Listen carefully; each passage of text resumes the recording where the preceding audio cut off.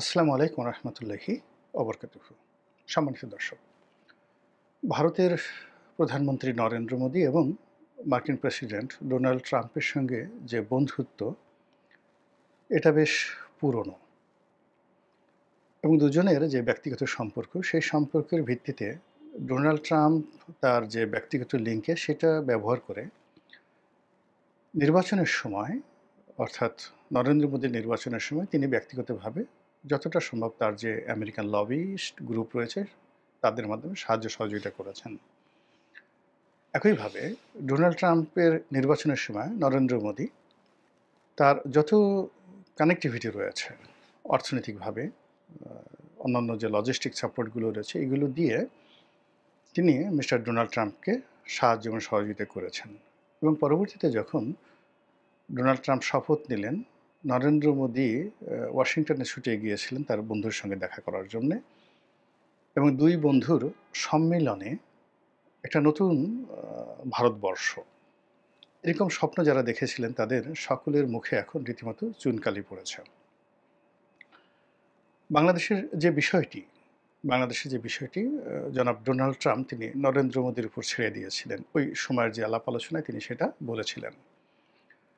তখন অনেকেই ভয় পেয়ে গিয়েছিলেন যে শেখ হাসিনার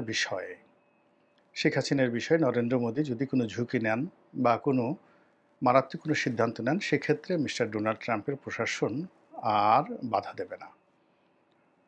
অথবা বাংলাদেশের ব্যাপারে আমেরিকার যে পলিসি, দিল্লির মাধ্যমে সরাসরি যেটা জো বাইডেন জমানাতে হয়েছিল, সেটা হয়তো আগামীতে আর ওইভাবে চলবে না।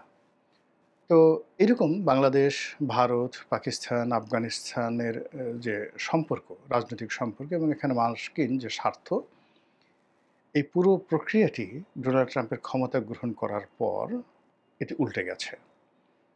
উল্টে যাওয়ার প্রথম কারণ হলো ইউক্রেন যুদ্ধ।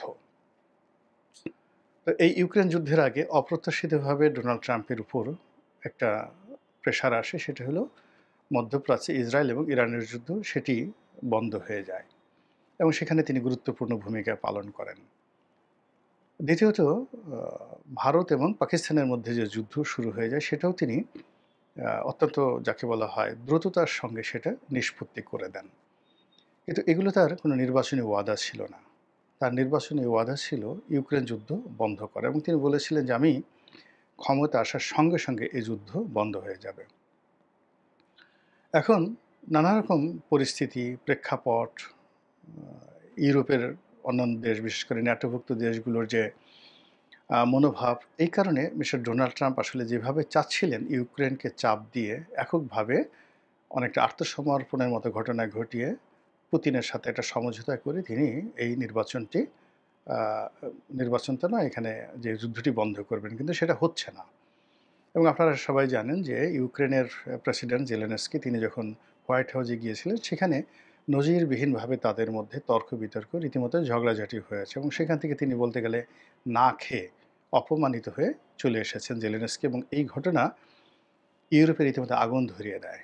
এবং এরপরই জেলেনস্কির সঙ্গে ন্যাটোর যে সম্পর্ক জোরদার হয়, এবং ইউরোপের অনেকগুলো দেশ তারা বলে যে দরকার হলে আমেরিকাকে বাদ দিয়ে আমরা এই যুদ্ধে ইউক্রেনকে সহযোগিতা করব সরাসরি। এরপরে ডোনাল্ড ট্রাম্প তার যে বক্তব্য, সেই বক্তব্য পরিবর্তন করতে বাধ্য হন, এবং তার আরেক বন্ধু মিস্টার ভ্লাদিমির পুতিন, ইতিমধ্যে পুতিনের সঙ্গে তার যে সম্পর্কটা, এটিতেও টানাপোড়েন শুরু হয়ে যায়, এবং ওরই ধারাবাহিকতায় মূলত ভারতের সাথে তার সম্পর্কটা এখন তলানিতে পৌঁছে গেছে। আপনারা জানেন যে এই যুদ্ধ শুরু হওয়ার পর থেকে ভারত এবং চীন অন্যতম মিত্র হিসেবে রাশিয়ার কাছ থেকে তেল কিনছে এবং তাদেরকে সব রকম অর্থনৈতিক সহযোগিতা দিচ্ছে। তো চীনকে মার্কিন প্রশাসন নানা রকম শাস্তি দিচ্ছে, কিন্তু ভারতকে ওইভাবে আসলে বাইডেন প্রশাসন দেয়নি। কিন্তু ডোনাল্ড ট্রাম্প চেয়েছিলেন যে তার বন্ধু নরেন্দ্র মোদী তার হাতকে শক্তিশালী করার জন্য অন্তত ইউক্রেন থেকে যেন একটা সম্মানজনক ফলাফল আসে, এই জন্য রাশিয়া থেকে যে তেল কিনছে এবং রাশিয়াকে যেভাবে অর্থনৈতিকভাবে ভারত সহযোগিতা করছে, এই জিনিসটা তিনি বন্ধ করবেন। কিন্তু এটি আসলে বলতে গেলে এই মুহূর্তে নরেন্দ্র মোদীর অর্থনীতি, ভারতের অর্থনীতির ব্যাকবোন।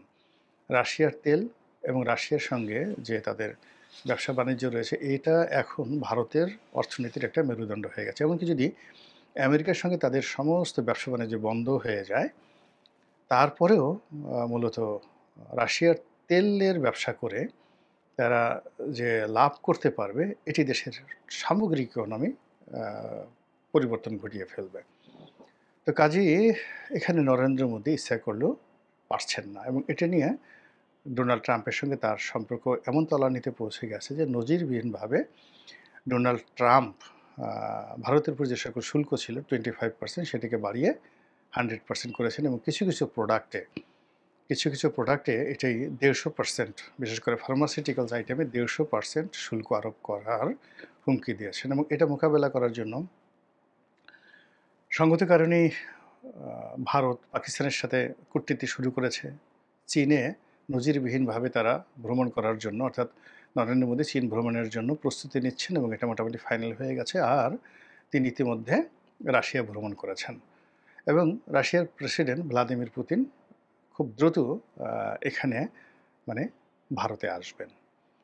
ফলে কি হচ্ছে, আমরা পাক ভারত উপমহাদেশে, বিশেষ করে আমাদের বাংলাদেশে রাজনীতির যে হিসাব কষেছিলাম, ডোনাল্ড ট্রাম্প নরেন্দ্র মোদীর বন্ধুত্ব এবং মার্কিন যুক্তরাষ্ট্র, ভারত এবং বাংলাদেশের যে সম্পর্ককে কেন্দ্র করে এখানে যা কিছু কল্পনা করছিলাম, এখন এই প্রেক্ষাপটে সম্পূর্ণ উল্টে গেল। ফলে কি হলো, আমেরিকা, পাকিস্তান এবং জঙ্গিবাদের যে লবিটা, এই লবিটা ধরা খাবে। অন্যদিকে যেটা হচ্ছে সেটা হলো যে রাশিয়া, ভারত, বাংলাদেশ, আওয়ামী লীগ, শেখ হাসিনা, এই জিনিসগুলো সামনে চলে আসবে, এবং এরকম যদি ঘটনা ঘটে তাহলে সবচেয়ে বেশি ক্ষতির মধ্যে পড়বে জনাব তারেক রহমান। এর কারণ হলো যে এতদিন ভারত যা কিছু করেছে, সে আমেরিকাকে কগনিজেন্সে রেখেছে, আমেরিকাকে খেপাতে চায়নি, এবং বাংলাদেশে আমেরিকার যে স্বার্থ, অর্থাৎ নিজেদের ভারতের যে স্বার্থ, সেই স্বার্থের পাশাপাশি আমেরিকার স্বার্থ যেন ক্ষুণ্ণ না হয়, এই জন্য তারা কিছু কিছু দরজা খোলা রেখেছে, এবং যেখানে তাদের সঙ্গে তাদের মতবিরোধ হয়েছে সেখানে তারা আলোচনা করেছে। আপনি প্রায় দেখবেন যে সেই 2014 সন থেকে আমাদের দেশের যে গুরুত্বপূর্ণ বৈঠকগুলো মার্কিন রাষ্ট্রদূতরা করেছেন, সেগুলো দিল্লিতে হয়েছে। সেটা ড্যান ডাব্লিউ মজিনা থেকে শুরু করে মার্শাল বার্নিকাট বুম, এবং সর্বশেষ মিস্টার পিটার ডিহাস, এবং এখন যিনি রয়েছেন তিনি সারা কুক নয়, এখন যিনি আছেন সারা কুক হলো ব্রিটিশ রাষ্ট্রদূত আর কি। তো তারা সবাই বাংলাদেশের বিভিন্ন পক্ষের সাথে আলাপ করে, আলোচনা করে, এবং ফাইনাল বৈঠক করে একে দিল্লিতে। এখন এই যে দিল্লিতে আমেরিকার যে ঘাঁটি রয়েছে, সেই ঘাঁটি কেন্দ্রিক যে ত্রিপাক্ষিক আলোচনা, বাংলাদেশ, ভারত এবং আমেরিকা, এটা এই যে ডামাডোল, বাণিজ্য যুদ্ধের ডামাডোল, এই ডামাডোল এটা বন্ধ হয়ে গেছে, এবং সেটা এখন যদি আবার সেই আগের জমানার মতো সেই 1969, 70, 71 এই সময়টাতে যেভাবে একটা ডিপ্লোম্যাসি ছিল ভারত এবং রাশিয়া এবং বাংলাদেশ, এবং সেই ডিপ্লোম্যাসিটা যদি এই মুহূর্তে ফিরে আসে, তাহলে নিশ্চিতভাবে বলা যায় যে শেখ হাসিনার কপাল খুলে যাবে। আর অন্যদিকে যদি এটি প্রবল হতে থাকে, তাহলে জনাব তারেক রহমান সবচেয়ে বিপদ এবং বিপত্তির মধ্যে তিনি পড়ে যাবেন। এর কারণ হলো তার এই মুহূর্তে যে শক্তিমত্তা, সেই শক্তিমত্তার 1 নম্বর উৎস হলো জনপ্রিয়তা এবং জনগণ। তার আমেরিকান লবি ভালো নয়, বরং বিএনপির চাইতে, তারেক রহমান সাহেবের চাইতে তুলনামূলকভাবে আওয়ামী লীগের আমেরিকান লবি ভালো। তাদের আমেরিকান লবি বলতে এখানকার রাষ্ট্রদূতের সাথে মাঝে মধ্যে সম্পর্ক, বৈঠক, কিন্তু ওয়াইডার রেঞ্জে আমেরিকার যে ডিপ স্টেট পলিসি রয়েছে, কিংবা আমেরিকান স্টেট ডিপার্টমেন্ট রয়েছে, কংগ্রেস রয়েছে, আমেরিকান ডিপার্টমেন্ট অফ জাস্টিস রয়েছে, তাদের সিনেট হাউস রয়েছে, কংগ্রেস রয়েছে, এই সমস্ত জায়গাতে বিএনপির লবিস্ট হিসাবে কাজ করার মতো আমি আসলে কাউকে দেখিনি। এখানে ওই যে হোয়াইট হাউসের প্রেস উইংসে গিয়ে সেখানে বৈঠকে উপস্থিত হওয়া বা মিটিং করা, এটা সত্যিকার অর্থে মার্কিন যুক্তরাষ্ট্রের যে কূটনীতিক, সেই কূটনীতির সঙ্গে এই ধরনের প্রেস কনফারেন্স এবং সেখানে প্রশ্ন করা, এটা নিতান্তই একটা হাস্যকর বিষয়। কিন্তু সত্যিকার অর্থে যে লবিং যদি করতে হয় আপনাকে মার্কিন যুক্তরাষ্ট্রে, ওখানে ঢোকার মতো, ওখানে ভিতরে যাওয়ার মতো একমাত্র যদি সত্যিকার অর্থে লবিং ধরেন, তাহলে ডক্টর উসমান ফারুক উনি ছিলেন। এর কারণ হলো মার্কিন যুক্তরাষ্ট্রের পররাষ্ট্র ডিপার্টমেন্টে ওসমান ফারুক সাহেবের ছোট ভাই রাষ্ট্রদূত পদমর্যাদায় কর্মরত ছিলেন। ফলে মোটামুটি রাষ্ট্রের পররাষ্ট্র দপ্তরে ওসমান ফারুকের একটা ইন্ফ্লুয়েন্স ছিল। এর বাইরে অন্যান্য যারা আছে তাদেরকে আসলে লবিস্টের মাধ্যমে যেতে হয়। লবিস্ট কোনো কংগ্রেসম্যান বা কোনো সিনেটরের মাধ্যমে বা কোনো হাউস মানে এই ধরনের যারা লবিস্ট ফার্ম রয়েছে তাদের মাধ্যমে ওখানে টাকা দিয়ে কাজ হয়।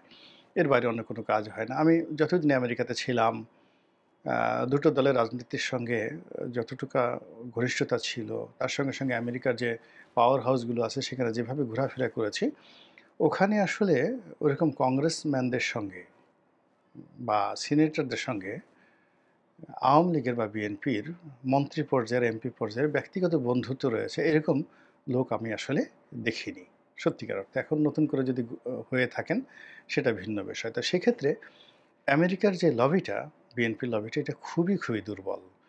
তো আওয়ামী লীগের সাথে এখানে ওরকম আমেরিকার যে সর্বোচ্চ পর্যায়ে রিলেশন না থাকলেও যেহেতু ভারত তাকে যাকে বলা হয় ব্যাকআপ করছে, কাতারের সঙ্গে আওয়ামী লীগের একটা ভালো সম্পর্ক রয়েছে। কাতার যেখানে তাদেরকে ব্যাকআপ দিচ্ছে। তো সেক্ষেত্রে তারা ভারত এবং কাতারের মাধ্যমে যত সহজে পৌঁছে যেতে পারে, ওটা আসলে আমেরিকান লবিংয়ের ক্ষেত্রে বিএনপি সেটা নেই।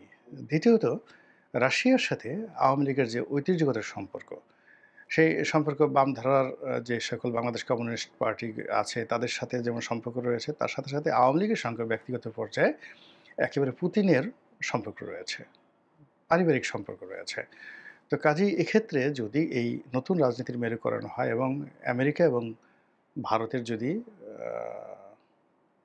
দ্বন্দ্বযুদ্ধ, বাণিজ্য যুদ্ধ এটা বাড়তে থাকে এবং সেক্ষেত্রে যদি রাশিয়া শক্তিশালী হয়ে পড়ে, এমনি তো রাশিয়া বাংলাদেশে খুবই শক্তিশালী। তাদের যে একটা প্রকল্প ১,২০,০০০ কোটি টাকার প্রকল্প, রূপপুর পারমাণবিক প্রকল্প চলছে। সেখানে তাদের ইউরেনিয়াম আছে, সেখানে তাদের পরমাণু প্রযুক্তি রয়েছে এবং সেখানে তাদের একটা মিলিটারি ইউনিটও আছে। রাশিয়ার মিলিটারি একটা ইউনিট কিন্তু এখানে আছে। তো কাজেই এখানে আমেরিকার উপস্থিতি এত সহজ বিষয় না এবং রাশিয়া সহজ এখানে ছাড় দেবে না। তো সেক্ষেত্রে যদি নতুন এই মেরুকরণে রাশিয়া আরও শক্তিশালী হয়ে পড়ে, ভারত যদি আমেরিকাকে বাদ দিয়ে বাংলাদেশের ব্যাপারে স্বতন্ত্র এবং স্বাধীনভাবে সিদ্ধান্ত গ্রহণ করতে পারে, তাহলে হয়তো শেখ হাসিনার কপাল খুলে যেতে পারে। রাজনীতি পরিবর্তনশীল, আল্লাহ সবচেয়ে ভালো জানেন।